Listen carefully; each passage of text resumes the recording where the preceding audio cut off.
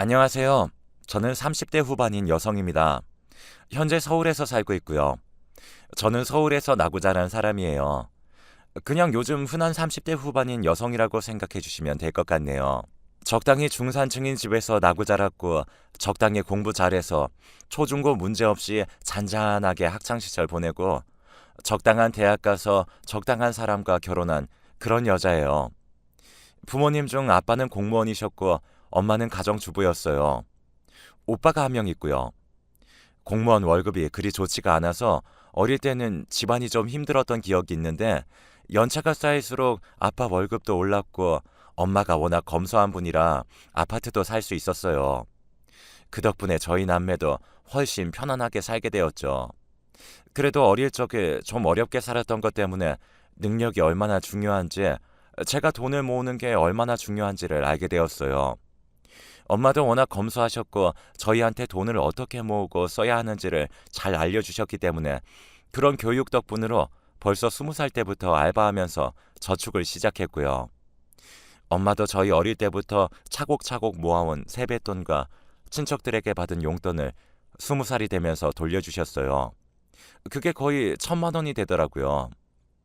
오빠도 저도 그 돈을 받고 너무 기뻐서 거기다가 계속해서 추가적으로 돈을 모으기 시작했어요. 사실 오빠도 저도 어린 나이였지만 1,000만 원 받고 뭘 살 생각은 조금도 안 했다는 게 좀 재미있는 거였죠. 대학 다니면서도 저희 남매는 한 번도 알바를 안 한 적이 없었어요. 장학금도 계속 받아서 등록금을 충당했고요. 엄마는 그렇게까지 너무 무리하지 않아도 된다고 걱정하셨지만 그래도 제 힘으로 학교를 다니고 삶을 살아내고 싶었어요. 공무원 그 작은 월급 받아서 아파트까지 사고 혼자서 집을 여태까지 지켜내신 아빠도 대단해 보였고요. 그래서 저는 대학 때부터 열심히 돈을 모았고 결국 대학 졸업 때는 벌써 5천만 원을 수중에 들고 있었어요.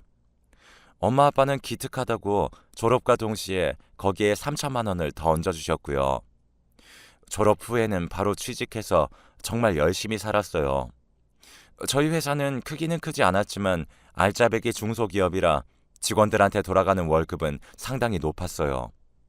저는 대기업에 갈 수도 있었지만 이름값보다는 내실이 더 중요하다 생각해서 교수님 추천을 받아 지금 회사에 입사했습니다. 한동안 정말 열심히 돈을 벌고 모으면서 저는 다른 건 바랄 것도 없다고 느꼈어요. 칼같이 졸업하고 칼같이 취직하고 본가에 머물며 악착같이 돈을 모은 덕분에 취직한 지 6년이 지나고 나자 작은 아파트를 하나 마련할 수 있었죠. 아파트를 사자마자 저는 그곳으로 입주해서 재미있는 싱글 라이프를 즐겼어요. 그런데 어느 날 취미 생활 겸해서 나가고 있던 사진 동호회에서 어떤 남자를 마주쳤어요. 그 남자는 나름 중견기업에 다니고 있었고 얼굴도 훈남이었어요. 키도 크고 매너도 좋아서 저는 출사 뒤에 뒤풀이 자리에서 그 남자하고 대화를 나누고 서로 번호를 교환했죠. 주말에 잠시 집에서 쉬고 있는데 그 남자한테서 전화가 오더라고요. 어제 촉 봐도 그쪽도 제가 마음에 든 것 같았고 저도 그쪽이 제법 괜찮았어요. 그래서 연락을 받아주었고 만나보기 시작했죠. 그때 제 나이가 벌써 20대 후반이라 결혼할 때가 되긴 했다고 생각이 들었거든요. 별로 외롭진 않았지만 결혼을 하는 쪽에 돈도 더 잘 모이고 제대로 된 가정을 이룰 수 있을 것 같았어요.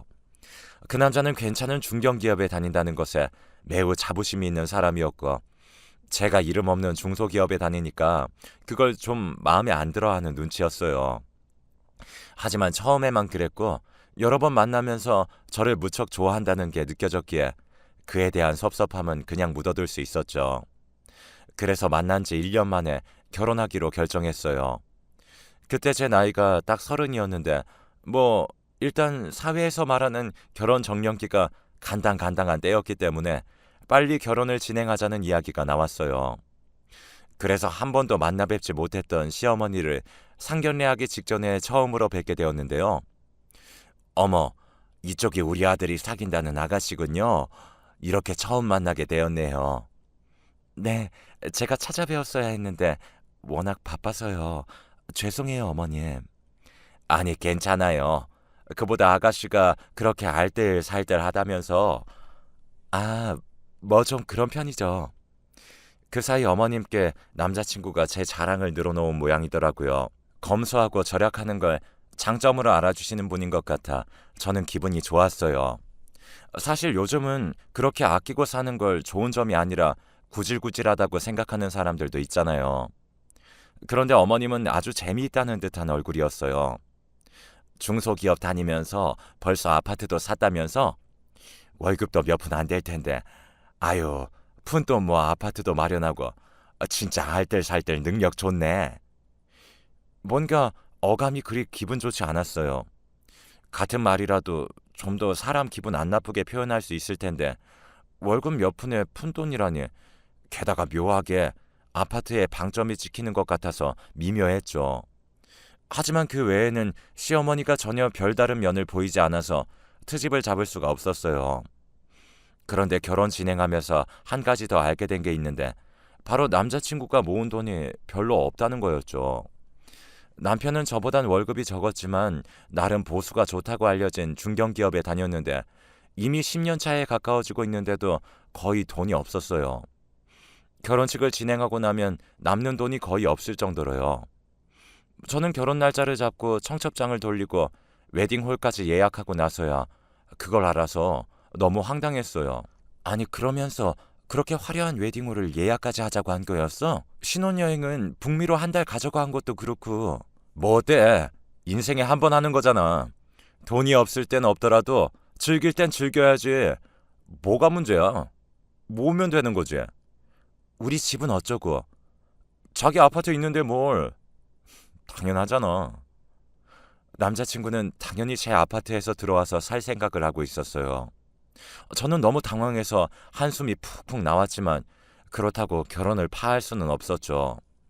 이미 친정 부모님은 너무 들떠서 기뻐했고 아빠 직장까지도 전부 제 결혼 소식이 알려진 상태였거든요.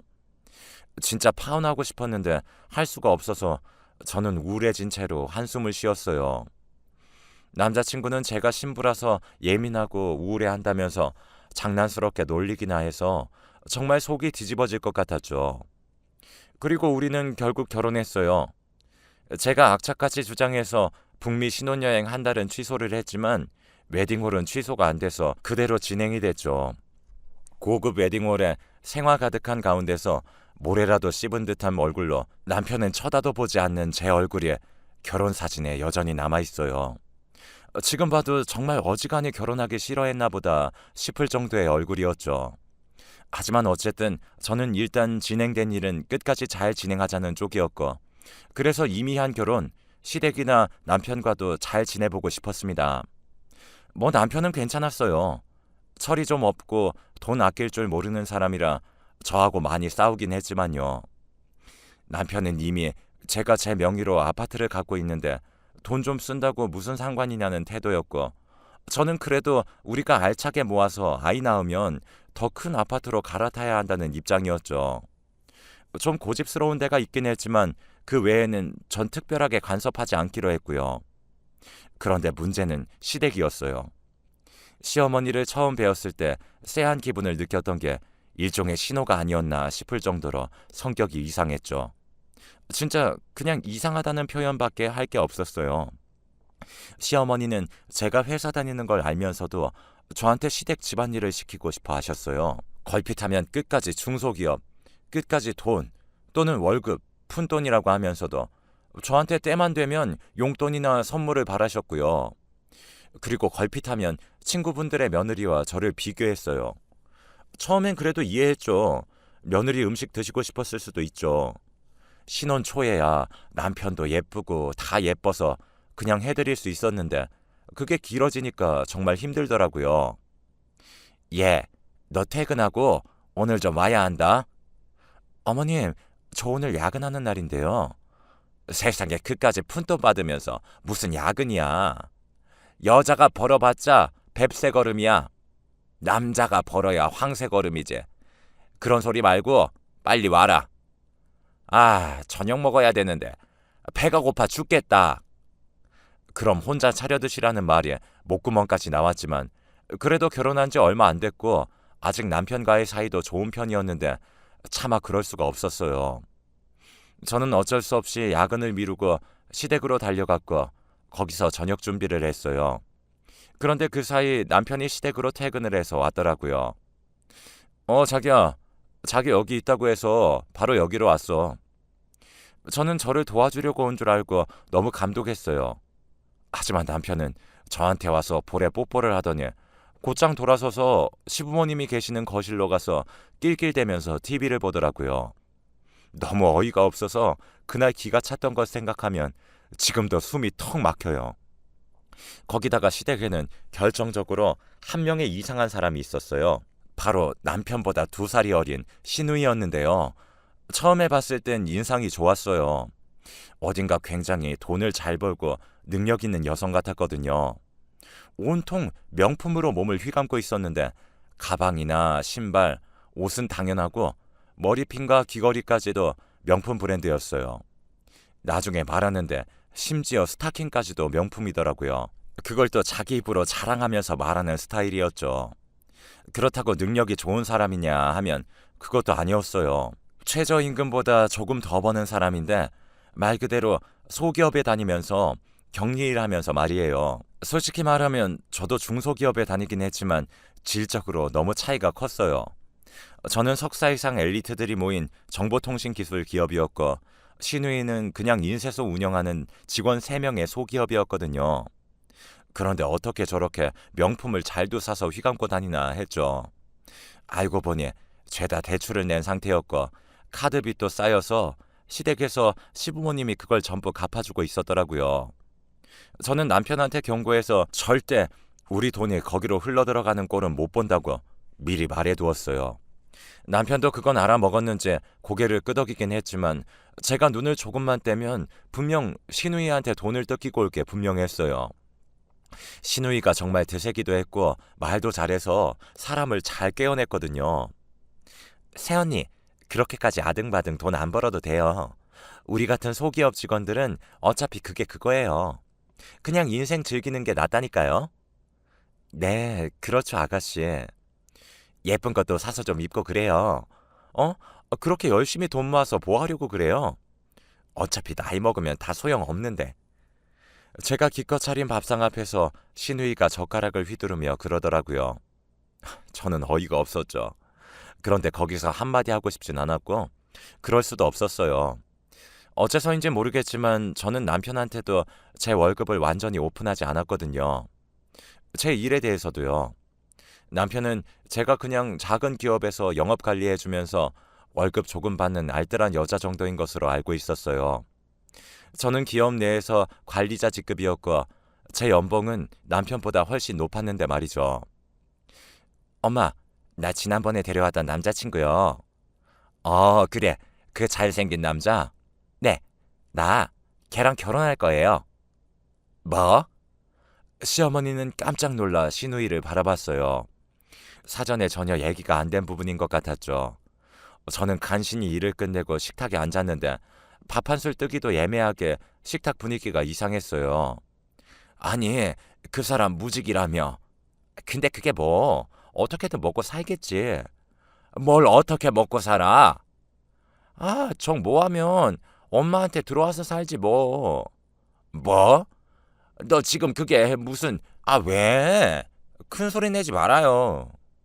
시어머니가 역정을 내자 시누이는 오히려 적반하장격으로 소리를 질렀어요. 이 집은 항상 이런 식이었죠. 화를 잘 내는 시어머니와 그 화를 전혀 그냥 받을 생각이 없는 시누이, 방관만 하는 남편, 아예 낳아보지도 않는 시아버지까지 그 가운데서 저만 애매한 위치가 돼서 밥 한 술도 못 먹은 상태로 지쳐서 앉아있곤 했어요. 그날은 그래도 제대로 식사도 못한 채로 시어머니와 시누이가 싸우는 걸 멀끄러미 바라보다가 집으로 돌아왔어요. 남편은 수고했다면서 저한테 뽀뽀만 하고 곧 게임을 하겠다며 작은 방으로 들어가 컴퓨터를 켜더군요. 저는 거실 소파에 멀거니 앉아 생각했어요. 아니 이게 대체 다 무슨 일인가 싶더라고요. 저는 알콩달콩 행복한 결혼 생활을 꿈꾸면서 어려운 세상 동반자를 찾으려고 결혼했는데 그냥 시댁 노예가 된 것 같았어요. 그리고 문제는 그 후였죠. 그로부터 며칠 지나서 출근해서 일하고 있는 도중이었어요. 시어머니한테 전화가 오더라고요. 예, 지금 전화할 수 있니? 네, 말씀하세요. 전과는 다르게 이상하게 시어머니가 뜸을 들이시더라고요. 저는 무슨 일인가 싶고 어제 야근도 못해서 빨리 밀린 일을 해야 하는데 싶어서 속이 탔죠. 그러더니 시어머니가 그러시더라고요. 예, 너 대출 좀 받아줘라. 네? 대출이요? 그래, 아파트 담보 잡히면 대출 좀 많이 나오겠지. 너 어차피 월급이 적어서 신용으로는 많이 안 나올 거고. 어머, 무슨 말씀이세요, 어머니? 너희 시누이가 결혼하겠대. 지난번에 너도 들었지? 아주 답이 없는데 사실 우리도 지금 여력이 없어서 말이야. 당장 올해 안에 결혼식을 해야겠다면서 하겠다고 하는데 혼수는 해야 할 거 아니겠니? 저는 너무 어이가 없어서 머리가 울리는 것 같았어요.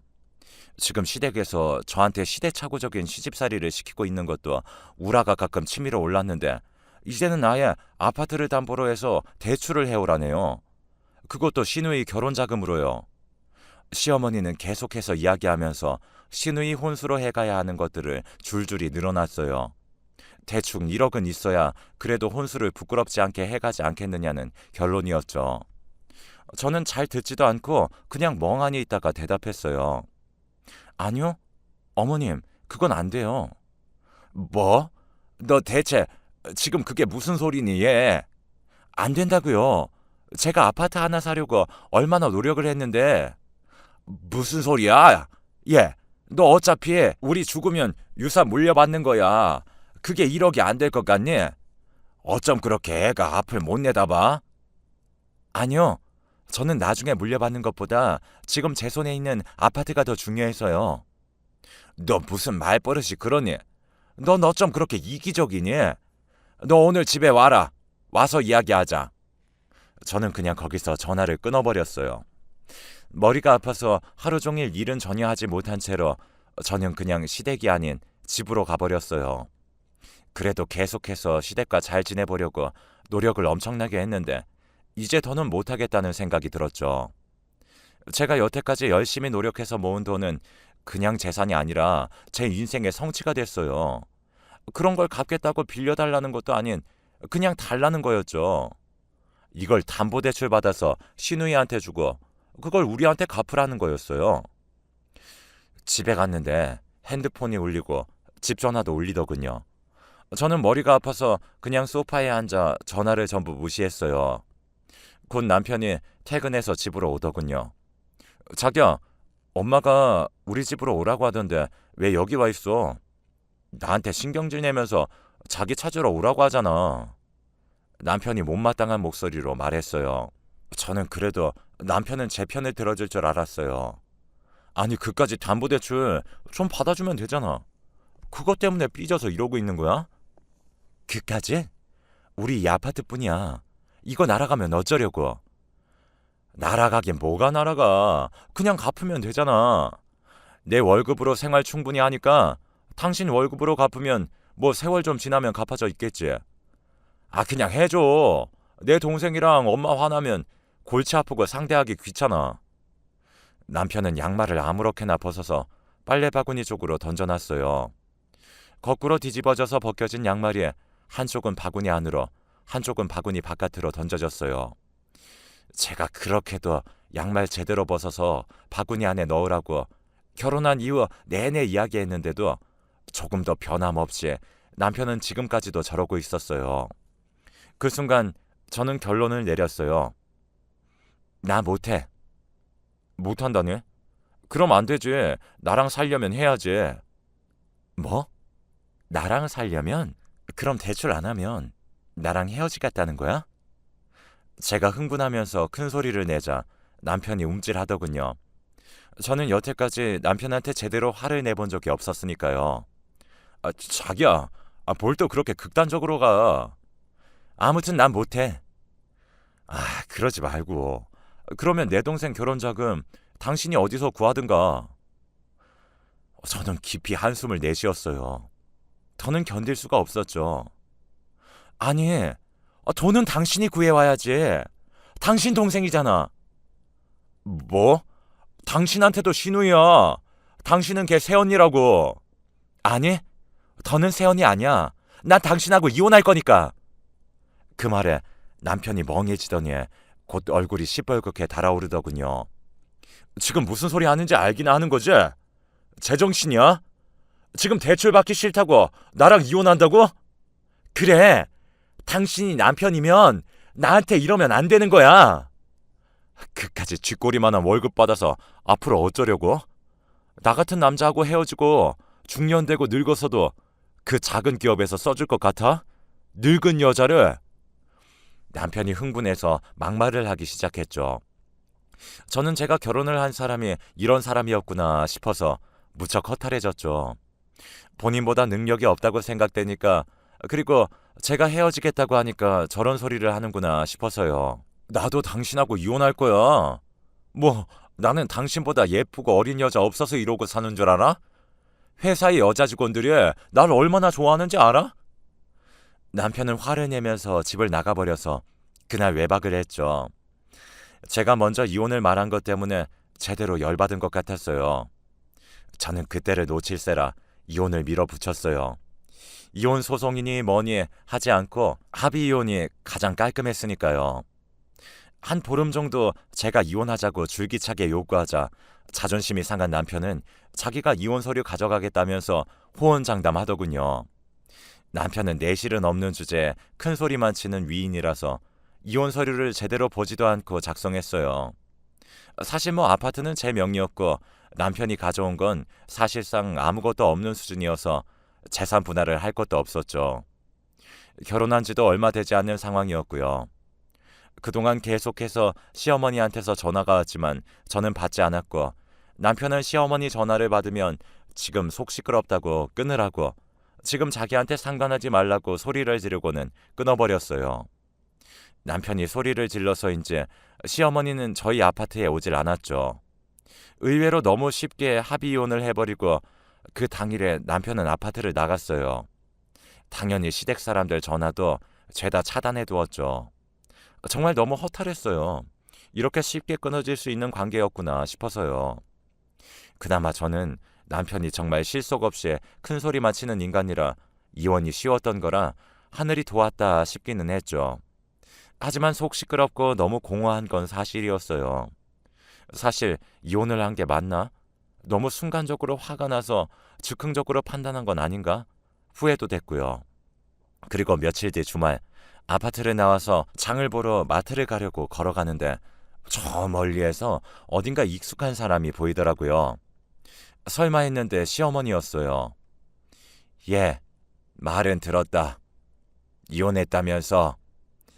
저한테 말을 붙인 시어머니의 얼굴은 평소와 다르게 허옇게 떠 있었어요. 저는 아예 무시할 수는 없어서 짧게 예 하고 대답하고는 고개를 돌리고 가버리려고 했죠. 예, 잠깐만. 너 그래도 가족이었잖니. 우리 애 지금 카드 빚이 또 생겨서 우리가 도저히 갚아줄 수가 없어. 정말로 돈 좀 대출해 줄 수 없니? 뭐라고요? 저는 어처구니가 없어서 시어머니를 똑바로 봤죠. 시어머니는 정말 현실감이 없는지 계속해서 말도 안 되는 소리를 해댔어요. 결혼 준비한다면서 명품을 미리 사둔 게 지금 고지서가 나와서 도저히 어쩔 도리가 없다. 그러니까 네가 돈 좀 대줘라. 저는 말없이 시어머니를 쳐다보다가 어이가 없어서 허탈하게 웃었어요. 그 돈 때문에 아들이 이혼까지 당했는데도 여전히 정신을 못 차리셨더라고요. 저 할머니. 제가 그렇게 부르자 시어머니 얼굴이 새하얗게 질리더라고요. 너 무슨 말버릇이에. 이혼 도장 찍고 다 끝났는데 뭐라는 거예요? 진짜 제정신이 아닌가 봐. 뭐? 다시 오면 경찰에 신고할 거예요. 저는 시어머니, 아니 그 할머니한테 경고조로 말하고 그대로 걸어가 버렸어요. 뒤에서는 시어머니가 석상처럼 굳어버려서 꼼짝도 못하고 있었죠. 시어머니의 방문 한 번으로 내가 과연 이혼을 잘한 건가 하는 후회 한 조각은 깨끗하게 사라져버렸어요. 그 후 몇 달이 지나서 전 남편한테도 연락이 여러 번 왔어요. 자기네 집이 지금 넘어가게 생겼으니 돈 좀 대출해서 달라고, 네가 이럴 수 있냐고 그런 이야기들이었죠. 찾아오기도 했는데 당장 경찰을 불렀더니 다시는 오지 않더군요. 그래서 그 후로는 저 혼자 지내고 있답니다. 열심히 모은 돈 덕분에 아파트도 좀 더 큰 곳으로 옮겼고요. 뒤돌아보면 그때 탈출을 정말 극적으로 시원하게 했다는 생각이 들어요. 아마 이혼하지 않았다면 계속해서 등골이 빠지고 있었겠죠. 자, 들으면서 재밌으셨나요? 제 이야기는 여기까지입니다. 별거 아닌 사연이지만 부디 즐거운 시간 보내셨기를 바라면서 이만 사연을 줄이겠습니다.